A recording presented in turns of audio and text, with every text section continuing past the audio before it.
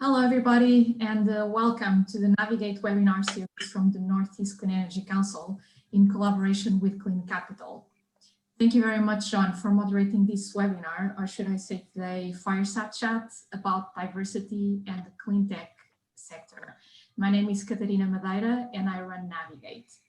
This series has the invaluable support from all Navigate sponsors, such as the state agency NYSERDA, who works to advance energy innovation, technology, and investment in New York State.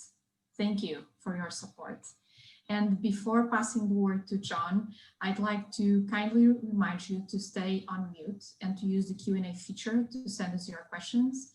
And to advise you as well that at the end of the session, you'll receive a short survey that we'd very much appreciate if you could complete it, please, because your feedback is very important to us and our sponsors. And tweet with us using the handles NECEC and Clean Capital _. And now it is my pleasure to hand over to John Powers, Clean Capital co-founder and president. Thank you. Thank you so much, and thanks to Navigate for continuing to host these really interesting conversations. We are sort of proud partners with the New England Clean Energy Council and the amazing work they're doing in the Northeast, helping to really drive the energy transition. My name is John Powers. I'm a president and co-founder of Clean Capital. I'm joined today by Devin Hampton, who's the CEO of Utility API. We're going to dive much more into that, but I just want to step back and talk about the topic at hand today and then introduce Devin. This is, just so everyone knows, this is being recorded as part of an Experts Only podcast.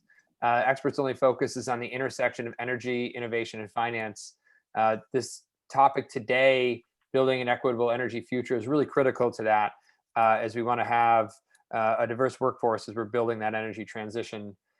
I also want to just point out that there's a lot of conversations happening in this space today. What we really want to focus on is not just the topic and the issue, but what actions you can take, whether it be an entrepreneur, whether you're working within a business, whether it be just an employee. Like, how can you help drive change within your companies? And we're going to talk about that today.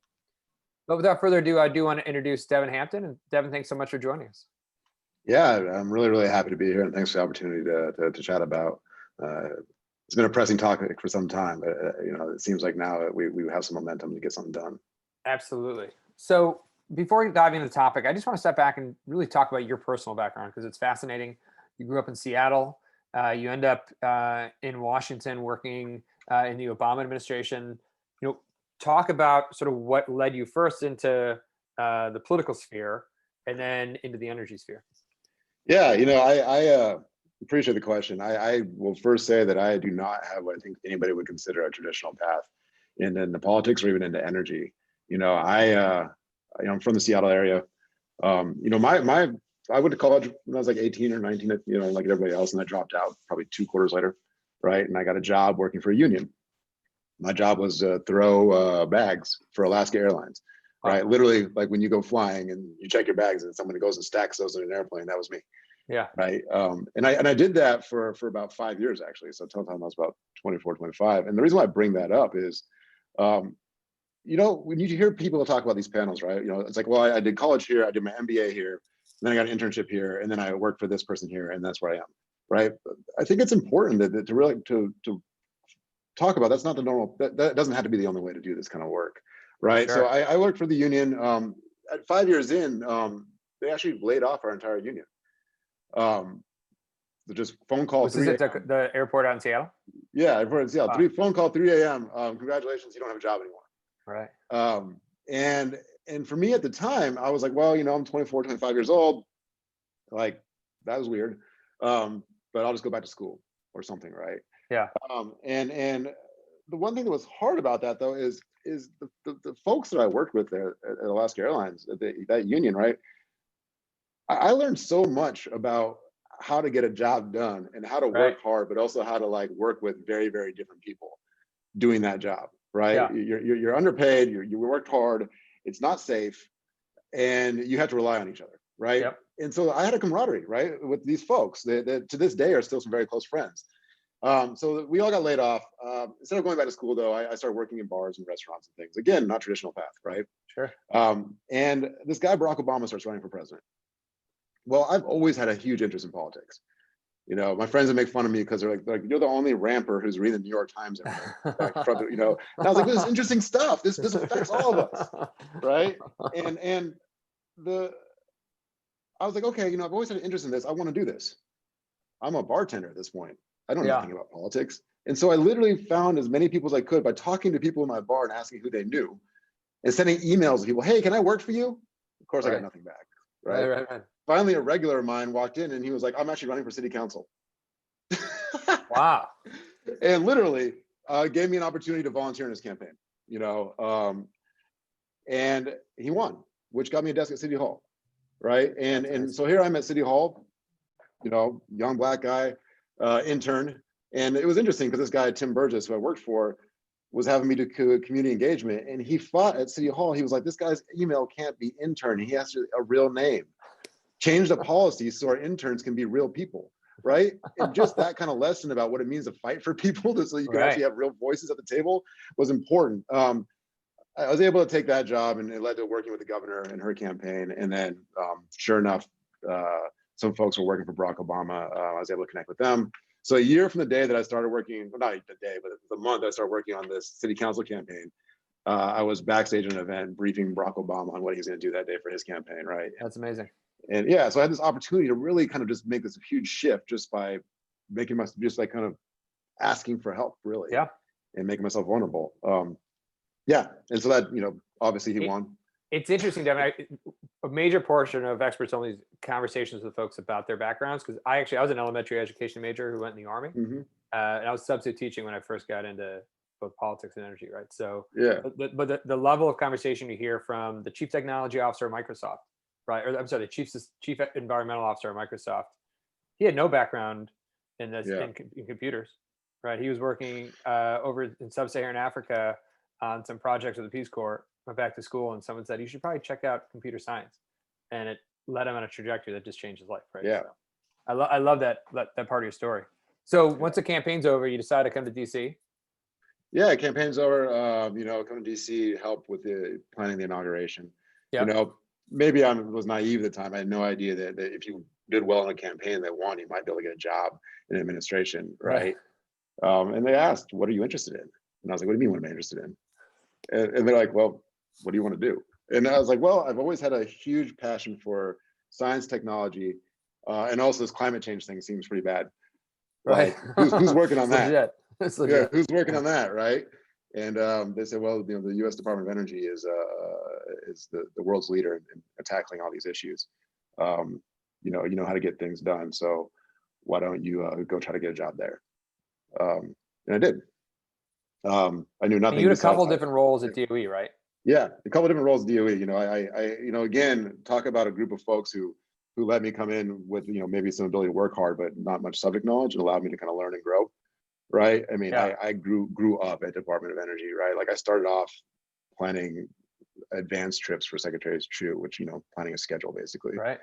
Which then led to a job in his office, you know, managing his schedule and his day-to-day functions, which then led to a job for the Deputy Secretary, kind of doing a little bit broader scope around, you know, just playing, you know, I don't know how the best way to describe it, kind of as a jack of all trades for him, right? Me and the Deputy Secretary worked together for years.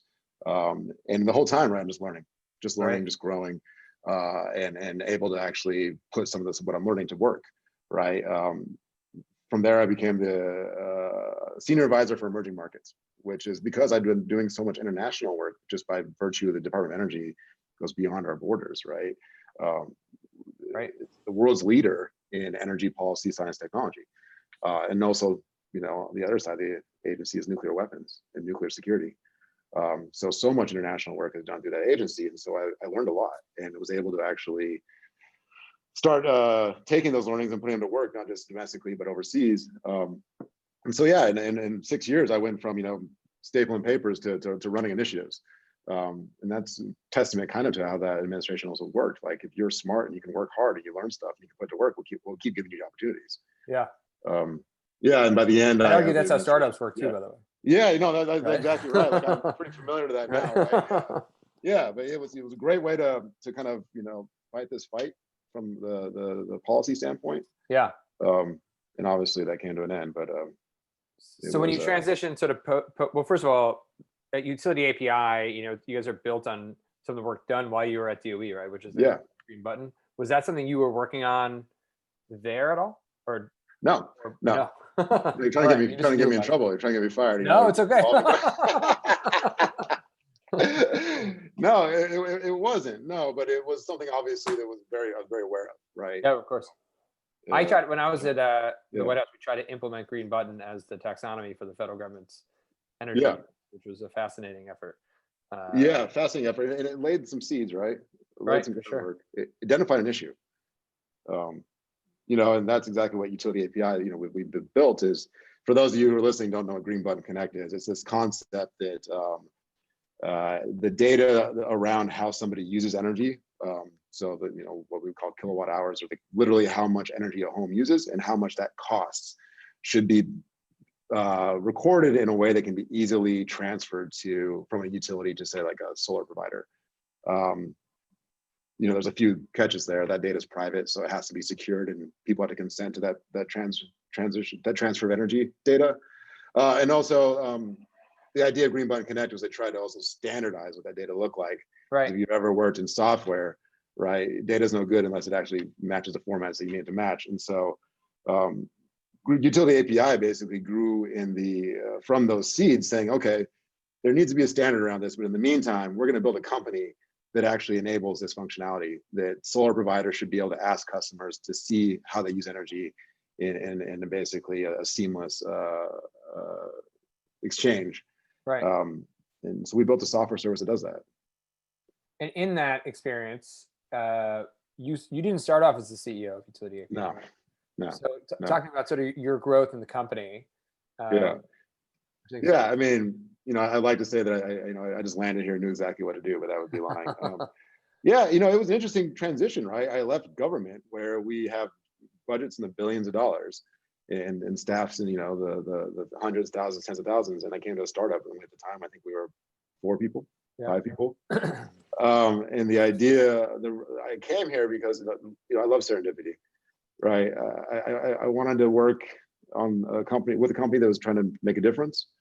And I knew that the idea of working for a startup was exciting, because really the idea of molding what you're doing sounded, the difference being, when I was in government, sure, my goal was to get to the tip of the spear.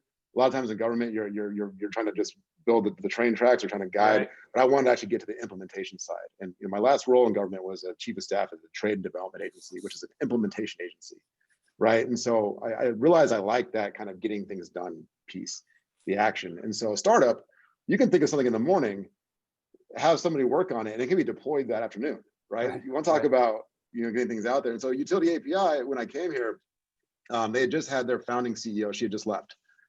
And they weren't looking for a new CEO.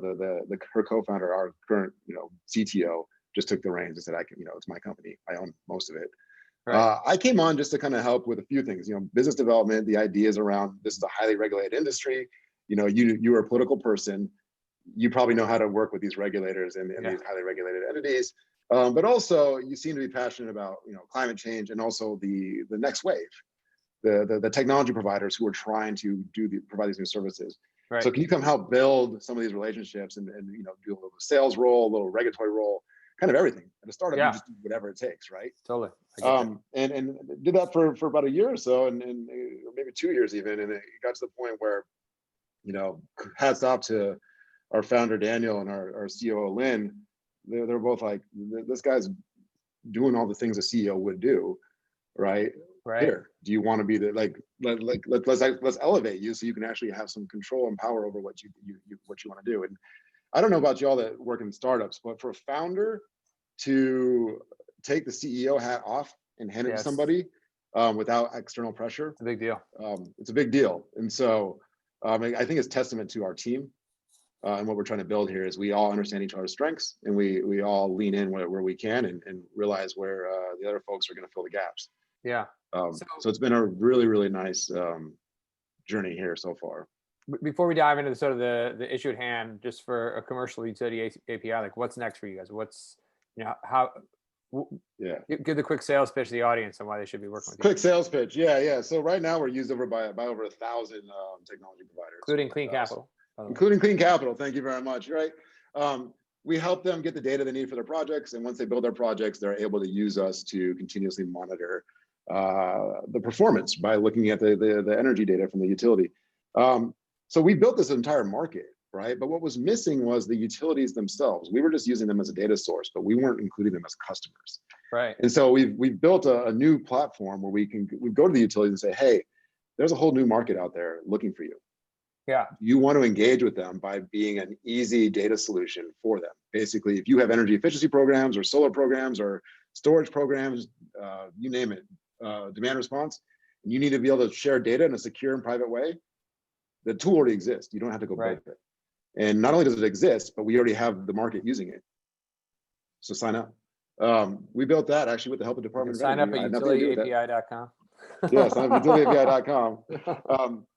Yeah, sign up at utilityapi.com, and literally, we have utilities now turning this new functionality on. It's white labeled, it's them, but it's our tech behind it. And that's wonderful. That's really, yeah, that's an inflection point for us. We've built this market. We know it can work. Right. And when you talk about fighting climate change, right? Like, we have huge impact numbers for our size, because every single one of those projects that gets built means that you're putting more clean energy on the grid versus using traditional sources. So pretty proud of that. The data is so critical and so critical. Managing, owning those assets. Managing, owning, speeding up the process. A process that took a month before takes 5 minutes. Yep. Yep. So first of all, thank you for the work you guys are doing, and I want to transition now to sort of the conversation at hand. And I think there's a national conversation happening today around diversity inclusion. And I do want to talk about some of the challenges of the industry, but I also want to talk about just actions people can take, because I think sometimes, almost like climate change, my wife always says to me, she's like, sometimes I just wonder, like, what else can I do? What can I do? Yeah. Right. So having those clear actions are really critical. But I just want to set the stage for a second. I'm going to fall back on a little bit age data, but from the solar job census. Almost 250,000 solar workers nationwide. Women only represent 26% of them. Hispanic and Latino workers, 16%. Asian workers, 8%. Black or African American workers, less than 8%. Not to the national numbers in terms of equality. So, what are some of the challenges the industry is facing here? And I think there's a lot of them. But let's just paint a picture. Yeah, paint a picture of the problem before we sort of get to the solution. I mean, you really just laid it out there in those numbers, right? I mean, this industry is, folks call it clean tech, some folks call it climate tech, clean energy, whatever you name it. It's the fastest growing sector in the energy space. Yep. Right. Like, it drives me crazy when you hear people talk about, we're killing jobs. It's like, we're creating more jobs than have ever existed. Right. Right. But we see what's happening already. We're seeing numbers that are similar to the tech sector elsewhere, right, in our space. And I think the difference is, though, that most people that work in this space aren't here because they're trying to get rich. Folks are here, it's not to just make pretty websites and new apps to click. It's because we're trying to fight climate change. We're trying to bring solutions. You want to talk about action, right? We are trying to bring solutions to the table. And by not having a bench that actually matches our country, right, working on the problem, I like to say that climate change is an all hands on deck issue, and we're trying to fight it without all hands on deck. Yep. Right. There has been study after study that show diverse teams bring stronger business results. And since our business is fighting climate change, we need to build stronger, diverse teams. I can use Utility API as an example. Our leadership is white man, LGBTQ identifying woman, and a Black dude. Our lived experience has virtually zero overlap. I mean, if there was a Venn diagram, we'd be like, right? But because of that, we argue and fight in a trusting and respectful way and bring different perspectives to the table that allows us. I mean, this company should be gone. We should have gone out of business in the solar downturn when the majority of our customers were big solar companies. We're in the middle of a pandemic right now, right? But we're able to see and have different perspectives and different risk tolerances, frankly, on how to run the business. And ultimately, we come to pretty solid decisions about what we should be doing next. Those diverse voices are so important, not just for internal decision making, but also think about your customer base, right? If you're trying to serve, customers across this country, and people in your company don't look like the people you're trying to sell to, you're at a disadvantage. Yeah. Right. Same goes for boards, right? It is just, to me, it's just common sense, just like fighting climate change. We even wrote a blog about this on our website, climate change and systematic racism. What do they share in common? We know the solution to both. We just need to do them. Right. Yeah. I like that. Yeah. I mean, frankly, right? Like it's time for action. It's time to start making those changes. And so I guess that's what we're here to talk about today. Yeah. Let's talk about some of those actions. I mean, part of it is, and I'll just be candid about Clean Capital. We've done a great job on gender diversity. We've done an only limited job diversifying beyond that. But it's not from a lack of at least conscious effort. But then when we think back and think about like, how are we recruiting? Right. Most of us, we recruit through our network, we recruit through our LinkedIn. We're missing those sort of critical next steps. What you founded something called the Empowering Diversity and Clean Tech Partnership with the Clean Energy Leadership Institute. Yeah. For a second, for folks that don't know, we have a whole episode on CLI, but can you just talk for a second about CLI and what it does? Yeah. So we're EDIC, Empowering Diversity and Clean Tech, is a group of almost 40 clean tech companies that have committed to, and we can talk about the commitments in a moment, certain actions to start solving these issues we're talking about. But EDIC is just a collective of companies. It's not a nonprofit or anything that's run to do this kind of stuff. And so we've partnered with CLI, the Clean Energy Leadership Institute, which has a framework for not only trying to reach out to diverse communities, but also to train or really give people the skills that it takes to work in this space, right? Part of the EDIC founding idea is that, clean tech is still pretty young. So if you get in now, you're going to be a leader in 5 years. But on top of that, because most of the companies are mostly investor, venture-backed type of kind of grow quickly companies, these companies also fail quite often. It's just the way that it's structured so far. And as a collective, then if you come in and start working for one company and get these skills, the other companies are going to snap you up. Either if the company fails, but I think let's think of the positive light. As this industry grows, people want to have career paths. And even if your company is growing and thriving, but you want to switch to a different company, another company as part of our organization will likely snap you up. And so it's trying to offer a career path. And so Clean Energy Leadership Institute is really helping us with some of the backbone of how to actually operationalize some of these issues. Yeah, excellent. I love it. So let's talk about the action plan. I mean, the goal of the actions, and I'm going to literally read this, so excuse me, but is to build a more diverse, inclusive, stronger clean energy sector. But you've got to sort of broken down to 6 different different actions. I'm going to challenge everyone to find this on the CLI website because it's when you can look at those actions, you can really think about how you can implement them within your own company. You want to walk us through those actions? Or am I happy? Yeah, and I'll do my best to not tell a 14-minute story for each of them. But actually, these actions are 6 actions, but they all came to fruition through some really hard, uncomfortable conversations, which I think are important in this. Right. And that's what we're talking about right now. The first is what I think is it's an action that you can take now before doing anything, and it's pushing for the inclusion of diverse voices at conferences and industry events.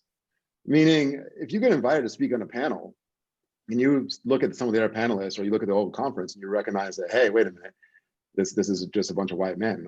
Yeah. Say something. Right.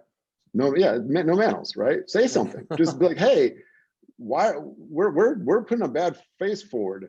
And that actually came out of I had a conversation at the climate event we here did in the Bay Area, 2 years ago. It seems like a century ago, where people were like, we're going to fight climate change, and we have all the world's leaders here. And then I was talking to CEOs, I'm not going to call them out, of a very, very large American company that's not in the energy space. And they said, hey, to a friend of mine, we're going to do a panel on women in finance. You should speak on it. And this is 2 white men. And I stopped and said, why don't you all speak on it?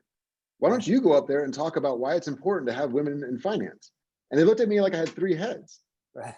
But the idea is that, of course, you're going to have, so when I say diverse people at the conference, I don't mean have a diversity panel led by diverse people. I mean, throughout every panel, I want to see the financing the next round panel be Black and brown people, and the diversity is important be a bunch of white dudes.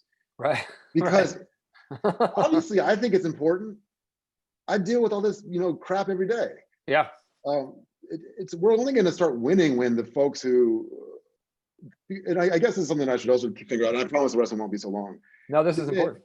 Is that bringing diverse voices to the table doesn't just help the diverse voices. It actually does more for the other folks who are already there. Right. You know, it's a common when people try to slam like an affirmative action program. It's like, you know who benefits the most from this? Not the new person you brought in the door. It's the people that are already there who never had a diversity of thought like this, who are now going to have their eyes open to different ways of thinking about things. Yeah. And so I really wanted to make that point that this is an easy action. Call it out. Make a change. Do extra work. You know, and I can keep going through them if you want me to. No, look, as someone who gets invited to do a lot of panels, a lot of conversations, it's something that we've implemented, but it is extra work. It's making that ask of not just I'll do it and I'll send me a calendar invite, but like, let me see who else is going to be in here. Hey, by the way, we think about X, Y, and Z to. Yeah. I love it. Yeah. And you know, that helps. Like when someone like me shows up to the conference and I'm like, oh, here we go again. Right. Being the only person of color in the room is, you know, it was a game for me at some point. I try to count how many others. Sometimes I wouldn't need more than 1 or 2 fingers. Right. Right. And that is shifting, but not quickly enough. Yeah. Interesting. So I think one of the next actions is really important, which is interviewing diverse candidates for job openings, and not just for job openings, but for you know, how we can mentor, promote, sort of sponsor people throughout the industry. You know, if someone sort of commits to that, like what kind of actions should they be taking to sort of help diversify their applicants? Yeah, I mean, it kind of plays off the first one, right? It's when you're hiring for a new position, you know, and I struggle with this myself, right? We are dealing with a system that is stacked against people from underrepresented communities. Right. And so when you're trying to find a new position or a new hire, you know, we just hired a bunch of software engineers. We're hiring a VP of sales, right? Can't rely on just traditional, you know, quote unquote traditional, go to the business school down the street and see who's around. Right. Unless that business school's been doing a good job themselves. Right. And so it's just recognizing that when you're doing an interview process, that you need to work harder, that it's worth that extra work to put in to find candidates, you know. And I'm not saying that companies have to be overrepresentative, right? We, you know, in this country, you know, the percentages just hit the percentage of people in the country, right? Or in your own community, right? I'm from a city called Tacoma, Washington, and I know the city there has made a commitment to making the city staff match the city itself, right? Pretty interesting goal, but like that makes a lot of sense, right? And so similarly, it's like, think about who you have already on your team. Think about the people that you work with and the communities that you serve or the country that you're a part of, and like, okay, let's try to make sure that I'm at least including these diverse voices in my interview panels, right? And I think the second part that was also important is once you bring somebody in and once you make a connection, is continue to mentor and sponsor their success. I have heard too many stories of, you know, especially Black women, I'll be frank, who once they get the job are treated as, you know, someone's like, I'm the director of such and such. Yet people keep asking me to schedule their travel for them. Right. Why are they asking me to schedule their travel? And it's because it's this unconscious bias that they're just not used to having a Black woman as our peer. Right. And I wish I would almost laugh, but it's really sad. Right. Yeah. It's so interesting. It's like, I hear your personal story, right? And some of the mentors that you had along the way. Right. And it's so critical. And me personally, I mean, I had no right following the career path I had, but I had coaches who helped me figure out and navigate.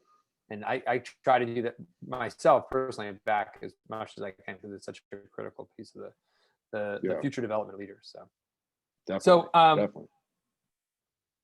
I think one of the things I love about these actions is you specifically call out the need to having uncomfortable conversations, right? Yes. At the corporate level.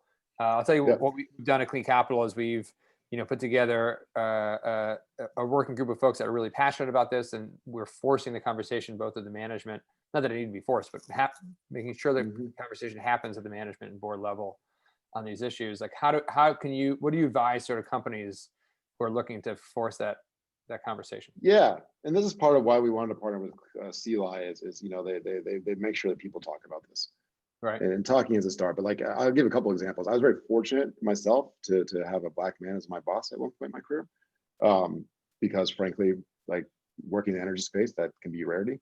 Sure. And so it was really nice to have somebody that looked like me, that understood the external issues that might be going on. There are always going on as being a Black man in this country. And then there's a question though that I asked almost all the founders and CEOs who've signed the pledge so far, at least ones I've had a chance to talk to. And this actually came from a different mentor of mine, a woman.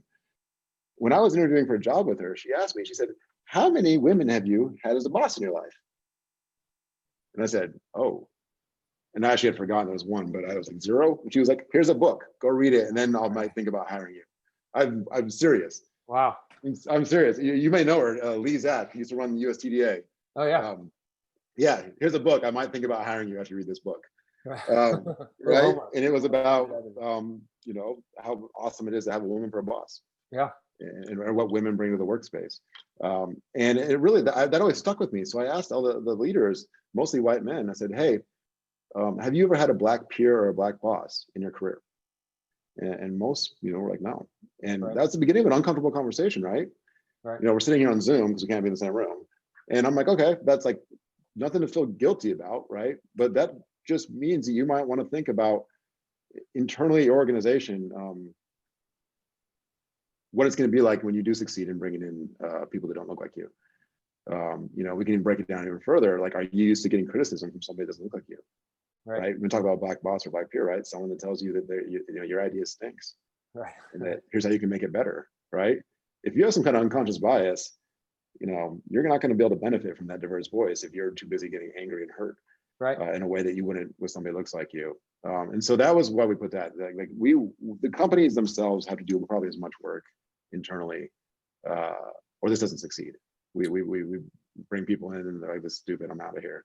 Yeah. And it can't be a one-time conversation, right? It has to be. No, and you know, I have one little anecdote on that is, you know, after, I think it was after Mr. Floyd was killed in Minneapolis, I was on a call with only Black folks in this space.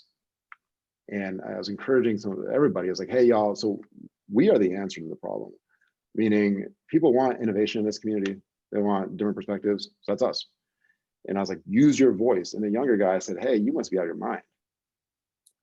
If I am my, you know, authentic Black self at the office, I'm gonna get fired. Oh, wow. And that broke my heart because I knew his boss. Right. Right.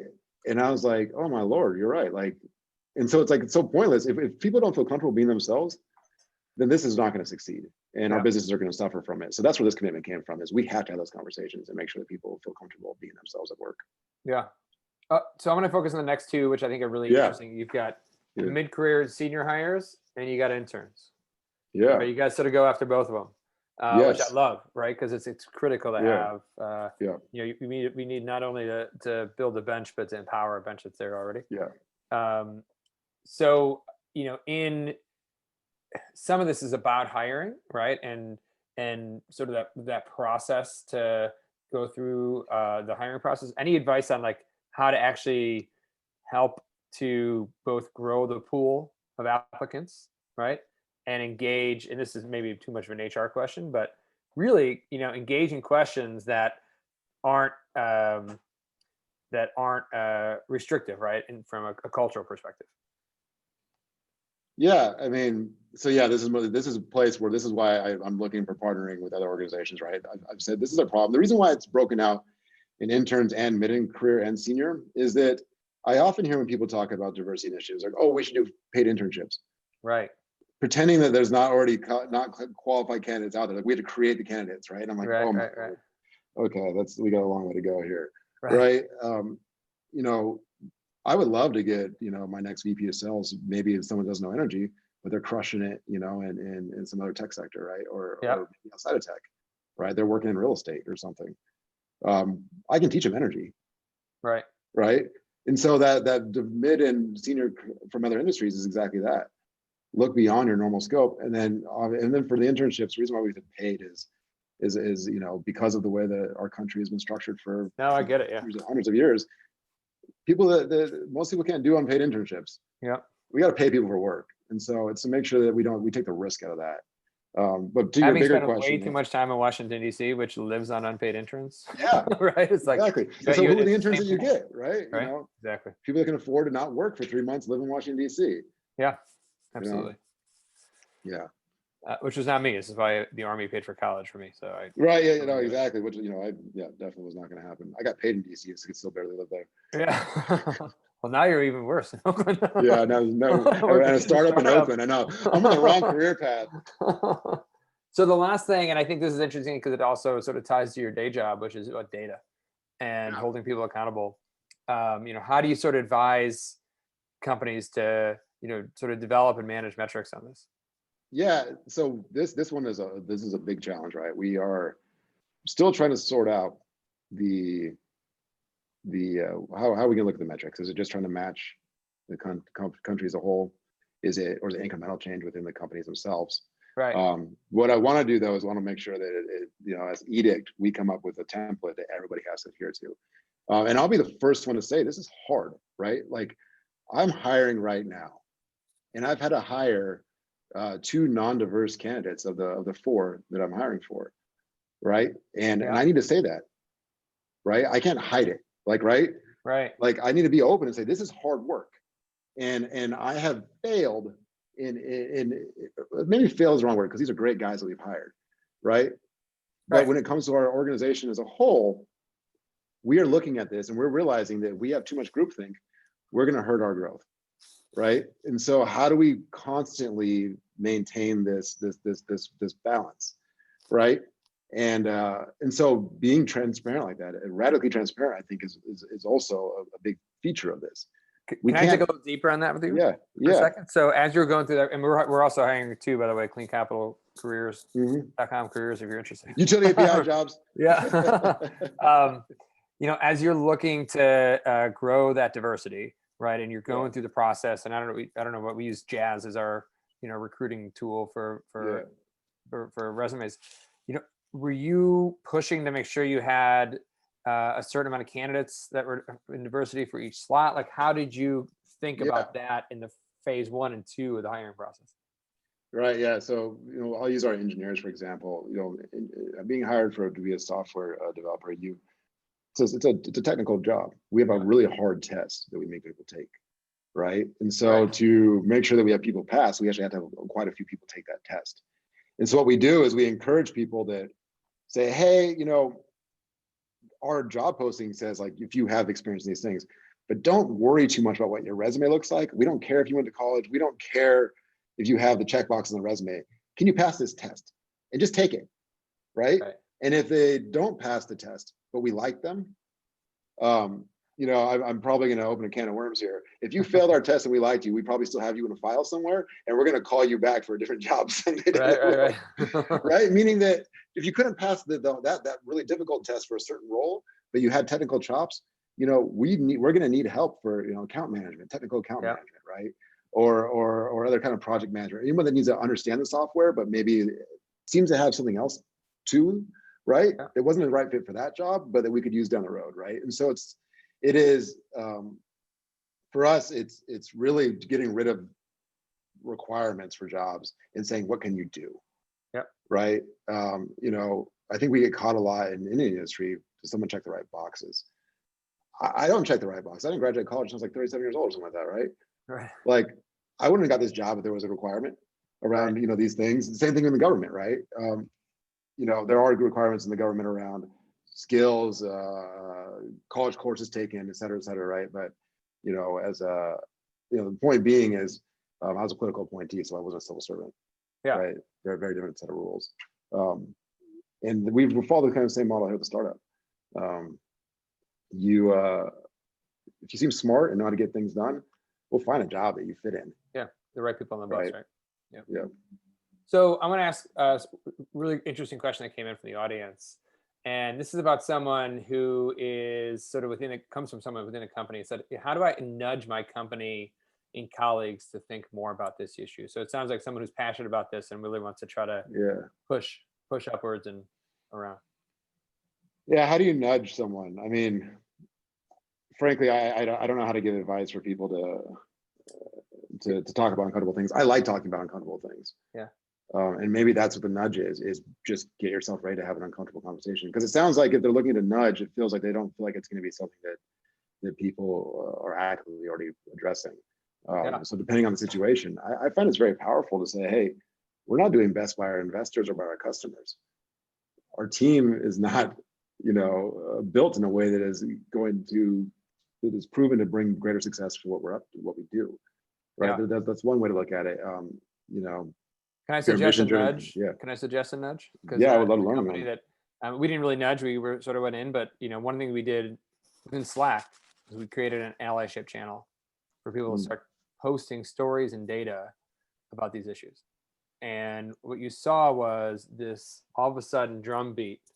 Yeah. Folks across the company saying, "Oh, I read this article. This is here," and that led to a development of a working group, which led to action, taking your actions and adopting them, right? So just maybe take that first step and sort of see how it's received. Not that this is a Slack commercial, but it worked pretty well. No, I think it's a great one. And we have a random channel here at the office of people post things like this all the time. I didn't think about that as a fact that that's a great way to, we talk about it daily here. So it's, yeah. Maybe people want me to stop talking about it actually. So, I want to sort of step back in a second and just go back to you personally, and as we're sort of wrapping this up, and if we could look at the workforce in 2030 across the industry, what does it look like? Well, I mean, I think that's what the real opportunity is. This industry is still so nascent that if we have success, it's simply just having the workforce match the community it serves, which is the entire country. And we have 10 years, right? And so, I mean, frankly, and I hear my father say this, I hear older people say this, when as a Black man, when he was fighting for a lot of these things in the 60s and 70s, right? I thought it'd be done by now, right? And I have the same hopes. In 10 years, if we are still just talking about how we need to fix this problem, right? I mean, it's kind of the same timeline for climate change. We have 10 years to figure this out, right? If we don't figure this out in 10 years, but I have to have hope. I mean, the alternative is too bleak. That people are now waking up and we're having this uncomfortable national conversation finally. Yep. Right. I mean, Black Lives Matter is, I think, the largest social movement this country has ever seen. That means something. Right. It's no longer just a fringe idea of civil rights, and some people do that. This is everybody. And so this feeds into that same narrative. I love it. So I'm going to go back to and just end with a question I ask sort of all my guests. And if you could go back to yourself in Tacoma, coming out of high school, before you went to your 2 semesters of college, and you could sit down and have a beer, like, what advice would you give yourself? Give myself that person then? Yeah. I'm really happy for the detours I took. Yeah. So I would probably sit down and have a beer and say, enjoy the ride. You're going to learn a lot. You're going to learn a lot. It's going to be a lot of hurt. There'll be a lot of joy. Yeah. But like, just lean in. Just don't be scared. I guess the biggest advice was don't ever be scared just to be you. Yeah. Be your authentic self. Bring that to the table constantly, and then you won't ever worry about diminishing who you are, and just live your life. Don't let other people take the shine off. And I think that's super important for anybody that looks like me in this country. Is that we're so always as Black men trying to make sure that we don't scare people, or that we're not looked upon, that we don't live up to stereotypes, right? Right. And it's so exhausting to try to just fit into certain molds and stuff and not to be who you actually are. That I would make sure to tell that younger Devin that, hey man, just be you. And yeah, if you match any mold or not, who cares? Just be yourself. It seemed to work to you. So thank you so much for being on, and thanks for the great work you guys are doing at Utility API, and thanks for driving Edict and the work that you're doing, the actions folks can take across the country. I appreciate the opportunity, and thanks for a chance to have this conversation. And to anybody listening, I am always happy to answer questions or to learn more about what somebody else is doing in this space. We got to do this together. So it's a group effort. Thanks. And for the folks at NECEC and Navigate, Katrina, thank you so much for helping to put this together. I want to thank the producers of the podcast, Colleen Young and Carly Batten. You can get more episodes at cleancapital.com. You can learn more about the work that Devin's doing both at Utility API and as well as at .com, and as well as through CLI find the actions and adopt them in your company so we can have that workforce we talked about in 2030. Thanks so much. Thank you. Thank you very much, John and Devon, and thank you to our audience, and again to Clean Capital and NYSERDA. Today you're going to receive the short survey, and in a few days we're going to share with you the recording and the Clean Capital podcast. Have a great day, everyone, and see you soon, late in December, at our next webinar. Thank you. Thanks, Katrina. Thanks, Devon. Yeah, thank you.